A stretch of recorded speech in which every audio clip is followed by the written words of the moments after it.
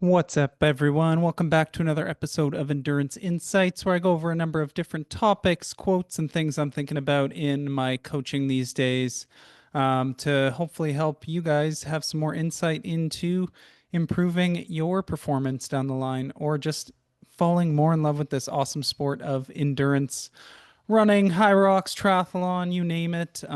Just want to have you guys doing this for years and years and doing things the right way. So I'm pulling up today on this one a couple of my favorite quotes from a few of my favorite follows, Steve Magnus and Brad Stulberg.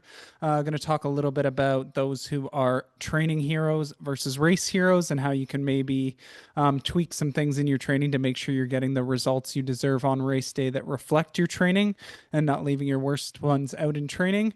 But first, I just wanted to start with one of my favorite quotes I've seen recently. And I think the backbone of what's really pushing this for me is one thing I definitely really struggle with these days in endurance sports is how much kind of this, if you want to call it influencer culture, has shifted the focus from really just falling in love and committing to the process over many years and turning it into this like whole proclamation type of thing.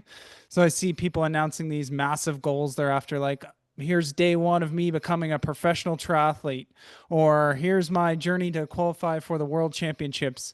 And for a lot of these people, they don't even understand what the years of work, setbacks, consistency it really takes to get to these spots. And like, don't get me wrong, I love people to have these like massive dreams and have those as your anchor that is kind of getting you out of bed and driving you every single day. But I just find it's this kind of clickbaity type of thing on a lot of people's either Instagram or YouTube, that's really sort of diminishing for those people who have put in the years and years of work to go to something like pro or the world championships and stuff like that. So I just want to have more open conversations about what the grind is behind the goal, especially for people who maybe aren't gifted athletes getting it in their first race.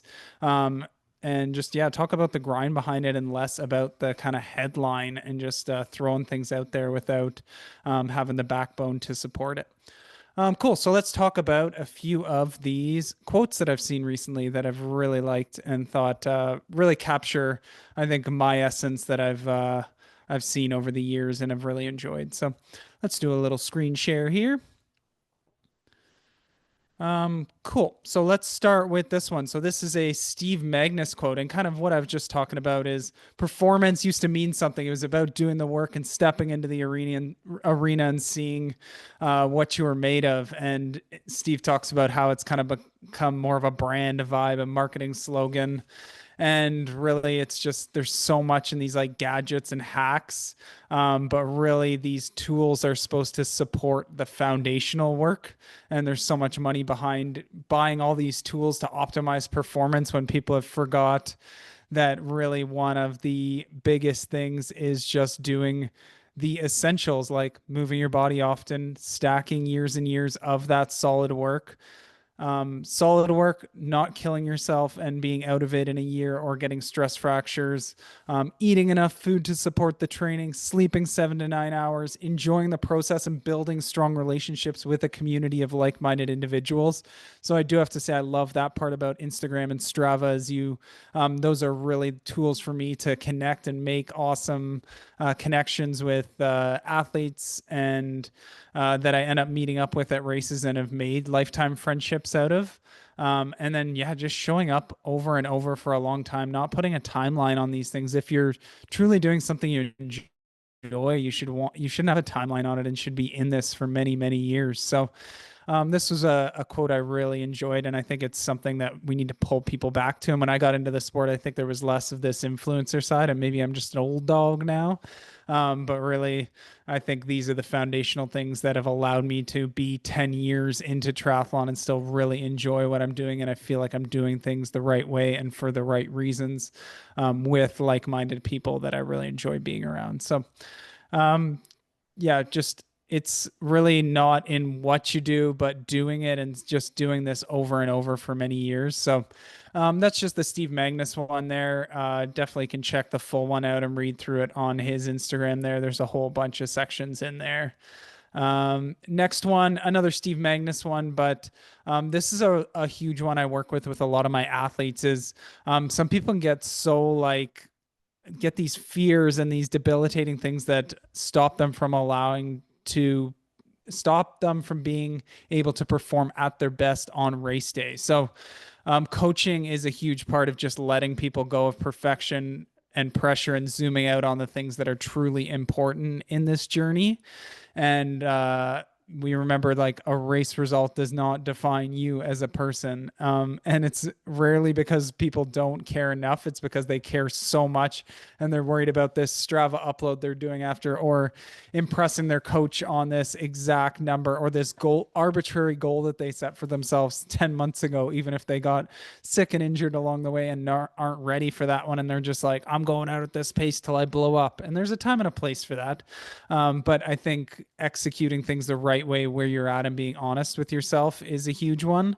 So when you can zoom out from the result and go through a little more process oriented type of things, I think it's such a healthy way to be able to get the most out of that specific workout or race that you're doing. And it allows you to kind of zoom out and not be so tied to every single outcome, and allows you to bring it back and focus on what you can do in that moment to get the best out of yourself and learn. And that's a lot better way for most people to be able to get in that flow state as well, versus just being pinned to your watch and going, all right, I need to hold this 5 minute kilometer or 8 minute mile, or I'm a piece of crap athlete. Like that's not the way you should be doing things. And depending on the day and the conditions and stuff like that, you need to execute with purpose on the best you can on that day. So yeah, just take the comparison out of it of like the people that are doing more mileage or who have got to that sort of standard spot. The best performers are self-aware and they've learned to trust in themselves even when there's so much other noise around there and we're so connected and we can see so much of what other people are doing these days. So remember why you're doing the sport and don't chase somebody else's path along the way. And then, yeah, I think people love to put these caveats in there. They could have done better if they really tried, or they hadn't started speed work yet. And sure, that's maybe true, but you don't need to put those out there for people. Just stack your bricks and get there when it matters. In the end, I think the biggest thing we need to remember is nobody cares more about your journey than you do. And you could have a crap race, and I'm telling you, the next day, nobody else is thinking about that crap race you had except you, which is why you get that 48-hour rule to be pissed or pumped about a race. And then the rule is always the same: get back to doing the work and forget about that. So yeah, just some little reminders there. But some of the greatest shifts Steve talks about in this one is like, I need this to go well so I feel okay about myself, and instead doing something like, I want to see what I'm capable of no matter what the outcome is. So taking some risks in a race like that. So that's just one to talk about there. I think he talks about this one pretty well in his Instagram here. So feel free to pan through and look at the full one there. And then I got one more, and this is a Brad Stulberg one. And I love this one because I feel like when you're in a big training block, you're going to have kind of some workouts in each of the buckets. So a 1 day being like where you just feel crap, sluggish out there. You can't hit paces. Everything feels like a grind. The 2, which is kind of that middle bucket where it kind of felt like it's expected. You did the work and you move along. And then there's kind of those 3 buckets, which are the days we all love where we're just absolutely flying out there, and you pray you get those on race day. But more often than not, they're kind of 2 days if you've done your taper right. 2, hopefully pushing on 3 if you got caffeine, race environment, a taper, things like that.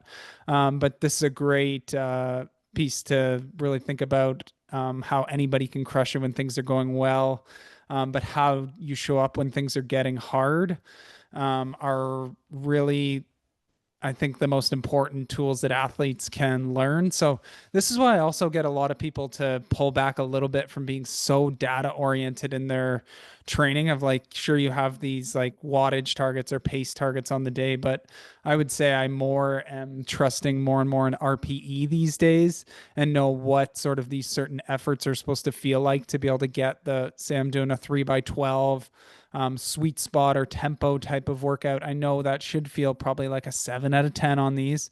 So depending on if I'm carrying a bunch of fatigue in it or if I'm fresh, then my paces are going to change depending on that day. And I'm trying to maximize what does that 7 out of 10 feel like on that day, and then what is the best I can do to hold nice even and get the most out of myself without wrecking myself. So just some reminders on that piece to make sure that you kind of roll with what the punches are on that day and stay in it and just give what you can on that specific day. So I think those are super important things to kind of remember. To how you show up when things get hard is probably the biggest telltale sign of your character, and it'll teach you so many tools for a race day, especially on longer races like a half Ironman, an ultra, an Ironman, where you're going to have low points in the day, and it's easy to just want to give up on the task on that day and resign yourself. But you can realize when things are going wrong that you can pull yourself out of this and just be like, I'm going for 2 more minutes, or how can I get some more hydration, nutrition, sodium in me to bounce me back? So really being able to be empowered in those moments and not just sulk, I think is such a huge tool for people to be able to learn as an athlete.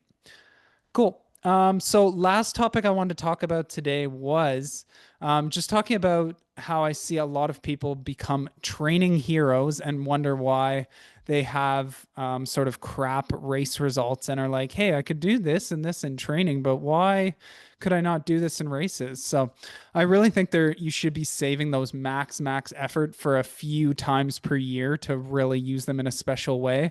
I think for most people, like depending on how long of a distance you're doing, like you might have 4 to 6 of those matches in a year to use on sort of your A and B races, or maybe the odd like epic workout time trial on your way to one of those A races to really see kind of how big the tank is after a certain training block. But if your training sessions are sort of looking like world-class performances, but your races aren't matching, then you may be sabotaging yourself in your workouts. So a training here I'd kind of call somebody who pushes workouts super hard, leaves nothing in reserve, and treats kind of every session like a race.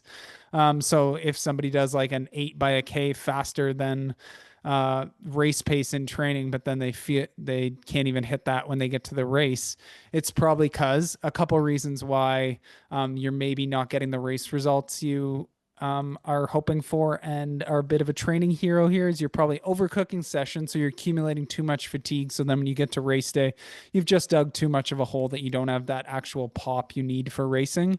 Maybe poor specificity. So your training paces don't match sort of the target race demand. So if you're doing 10 by 400 max effort all the time, but you're doing an Ironman, then maybe you're not really preparing your body for what it needs for the race.